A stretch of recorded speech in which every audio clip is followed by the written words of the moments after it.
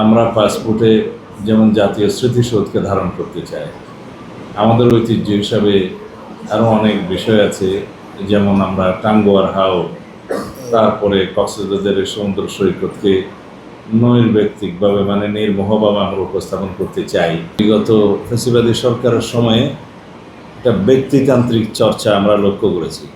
আগে আমরা দেখেছি এই সমস্ত কিছু কিছু বিষয় ওখানে থাকলেও সেটাকে একটা রাজনৈতিক দৃষ্টিকোণ থেকে ওখানে উপস্থাপন করা হয়েছে।